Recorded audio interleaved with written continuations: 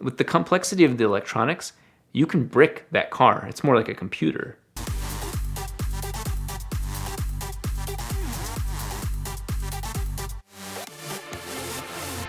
One of the funniest things to me is that my love for rotary engines long predates my interest in Corvettes. Corvettes have, I'm from Detroit. It's been a big part of my life. I'm very aware of them. Never did I realize that rotary engines and Corvettes were far more related than even I knew. Back in the 70s, there was a concept vehicle called the Aero Vette. So when people see me taking this Corvette, I'm just going to preface this now. When people see me taking a Corvette and destroying it with an engine, it's actually not destroying it at all. Yeah, maybe my work quality will be, but the actual concept isn't random. It's not just like, oh, let me do something for YouTube. This was done before, and it was done by GM. That's the coolest part about it to me, that back in the 70s, they made this Aero Vette, which was a concept car to show off GM's involvement in the rotary engine. So almost everybody had gotten into rotary engines back in the 70s. This is long before my time. But from what I read, that was going to be the next big engine. Every manufacturer had plans for one. There was Mercedes, there was GM, obviously Mazda. They're all similar but different. They're all based off the same concept. So a lot of people assume it was the 13B. It wasn't. There was a General Motors version of the engine. There was a Mazda version of the engine. And so General Motors version was meant to go in this Vega. It was two-rotor. And they ended up putting it in a different concept car, and also a Corvette. To be honest, I'm more partial to the Aero Vette. It's this beautiful concept. It's this very sexy, like exotic, like the Diablo, very sleek, flat car. Maybe I'm just obsessed with that and doors that go up. I don't know. Maybe that's my draw to it. But I can't say that I love that car and then wanted to recreate it. I wanted to do that and then found out that that car actually existed. One of the designers, one of the early people involved in the Corvettes was this gentleman, Zora. And that's where you hear the name Zora mixed in throughout Corvette kind of history, as well as modern naming nomenclature. Well, that was part of his vision, was to put a rotary engine into a Corvette. Nobody's asking me to do this. It's not an official thing, but I kind of want to see it through. Is that to some people, yes, I'm finishing what was started back in the 70s, but what I'm really doing is modernizing the rotary engine. That C8 has a dual clutch transmission. Rotaries have only been in manual, traditional 5 speeds. I want to tame it. I want it to make the power that I can make, but the challenge to myself is to make it responsibly, to make it predictably, to make it where it's got this finesse and sound. And just like the Lamborghini V12, you know what you're going to hear as soon as you press that gas pedal. And that's just part of the experience of hearing all that. So my goal with the C8 is really a vessel for the engine. That the interior is beautiful, the car is beautiful. It's polarizing at first, but it really is a beautiful car. It's no coincidence though that I picked the orange one, because orange and green are the two primary colors used in the 787B that won Le Mans back in 1991. Minor side fact is that the 787 has, at this point, still done more laps in the 24 hours of Le Mans than any Corvette ever has.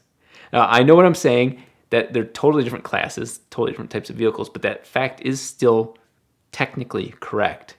And so yes, part of it is the interesting aspect of, I'm taking a new car and modifying it, and that's why I chose the salvage one. I was going to buy a brand new one. That was actually in my plans, because I had sent a message to the gentleman that owns this one, and wasn't even put on scene. He didn't even see it. It had made a lot of waves because it was the very first one that had been crashed, and it was crashed in less than 24 hours of ownership. So I am in possession of a vehicle that has 200 miles on it. The screen, the touch screen, I think it's touch screen, doesn't even have the peel off of it. So new car smell and everything. I've never bought a brand new car before, but I figured what a perfect place to learn. And maybe this is a false sense of confidence, but being capable of building a car from the ground up, even as rudimentary to some people as the 4-rotor is, this is my next challenge, is to take modern electronics, modern technology, and get it to work with the engine that I love and that I feel very experienced with. What's funny is, for YouTube, dropping the engine in is going to be one of the most pivotal moments, but that's actually not the biggest challenge. That was one of the funnest moments doing the C5 engine swap, is putting it in there, and it was a 2-rotor, so it slid all the way in the back, and it wasn't until we put the air tube, the intercooler piping, did it actually fill in the engine bay a little bit. It was so far back there, but with this one, it's not putting the engine in that's going to be interesting. It's the electronics.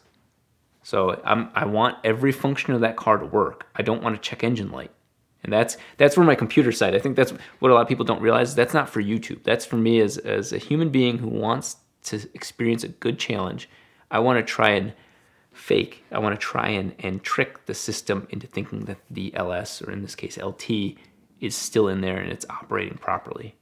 To me, the success of the project, not just, okay, cool, it was interesting on YouTube, but the actual success to me is to be able to take it to a dealership and them to be confused as to why the engine sounds different, but have no outward signs, that there's not panels missing, that I didn't cut through everything, that the wiring harness isn't in half, that there's not a Christmas tree on the dash with lights, and that you have to press buttons 20 times and it's chiming.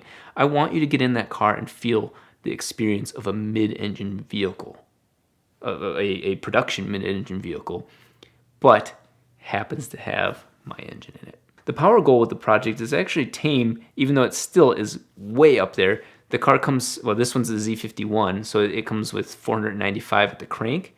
My goal is 1,000 at the rear wheels. The interesting thing about that is my all-wheel drive 4-rotor is 1,000 at all 4 wheels with a very raw all-wheel drive system. There is a lot of power loss in that system, but it's also a tank. This one, I'm going to mate it to the dual clutch transmission. So it's apples to apples when comparing, could my engine make more power than the LT2? We'll all find out together. Like, you can't hide that part with the same drivetrain. I won't even get into the details of how you measure the displacement of a rotary engine because it's not easily comparable. But, it's a 2.6 liter, but it's definitely larger than a V6. Now that we've got displacement figured out, it's going to come down to boost, forced induction. And so on my existing 4-rotor, I have the largest turbocharger made by Garrett, throwing 106 millimeters of air in diameter through that system. That vehicle, once I go back to the dyno, realistically should top that turbo out at about 1,600 wheel horsepower. Potentially 1,700, but about 1,600 wheel horsepower. That's the limit of that car. The C8 gearbox is made by Tremec. And what's very interesting about that, this is my research outside of just ownership of the vehicle, that is their first time of ever making a dual clutch transmission. I am under a good confidence to know that that is going to be an exclamation point in my drivetrain and of my concerns. So there's 2 issues with that drivetrain. One is that I've got to play nice with it. And 2 is, can it hold the power? I've made it very clear that my goal is to wrap it in the honor of the 787B. That's probably the most inflammatory, controversial thing I'll do, but it's always been part of my plan with one of my Corvettes is, now that it is actually the same kind of layout as the 787, how funny would that be to go a nod to the history of how that car got to where it's at. A lot of people are wondering why I bought the crash car. Well, first of all, it's a much smaller initial investment in the project, and that it has 2 types of benefits. One is obviously the cash outlay.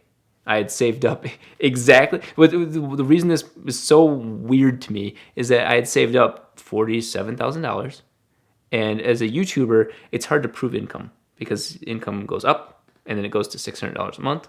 If you have a tough month, it's all over the place. So it's not like a traditional job where you can show that, hey, I'm going to have consistent income. So you're more likely to have to buy these cars outright. And in that case, I had saved up as much money as I could, and that was roughly the asking price to buy the car back from insurance. And so I felt that the cost of that car being damaged was worth the investment of having it sooner than a allotment for potentially beginning of next year. The other side to it is that with the complexity of the electronics, you can brick that car. It's more like a computer. And I'm very good at bricking computers. I do not want to brick an $83,000 car. Now, it's not now, and that's why I bought that one, is that It's similar to like a Tesla. This car actually can be bricked remotely. And I feel like a salvage vehicle is not as relevant. That, okay, it's kind of written off. Now, there are, just like anything, there are certain terms and conditions, and I'm not going to color outside of lines. I'm going to stay in an area that doesn't violate any sort of intellectual property, but I am going to manipulate the vehicle and trick it into thinking it's working fine. Again, that's testing. And heaven forbid I put 12 volts to something that should have been 5 volts. I misread, I guessed, because I don't have the schematics. Like older cars, you can find the user manual that shows how this wire, the wire with yellow dots on there, that one goes to the ECU, and you can find all that. This car, it's Pandora's box. It's an enigma. And so the fear is that I do make a simple mistake, kind of like bomb, bomb detection. Which wire am I going to cut? 50-50. I'll pick the wrong one. So the risk was important to take that out. Now, there's also, I can do R&D, and I don't personify the car as much. Still got into it. I'm like, oh my God, this has only got 200 miles on it. It's a car. There's also the panels missing because the shop tore it apart. So I can go, okay, it's a piece of metal too, and I'm going to take the engine out. It looks great in there. Don't quote me on that, guys, but it looks amazing seeing the LT2 in there. But having part of that car already modified allows me to do what I'm about to do. If you love VINwiki, you'll have heard us talk about minimizing ownership cost on exotic cars. But the guys at Exotic Car Hacks have developed a system, an educational resource that you can access now using exoticcarhacks.com/VINwiki and get the best membership rates that they've offered since Black Friday. It shows you how to leverage financing, minimize what you pay, maximize how you sell it, and minimize the cost while you've got it. So be sure to join their community of owners and enthusiasts today at exoticcarhacks.com/VINwiki, and it'll be easier than ever to buy, own, and sell and love the car of your dreams.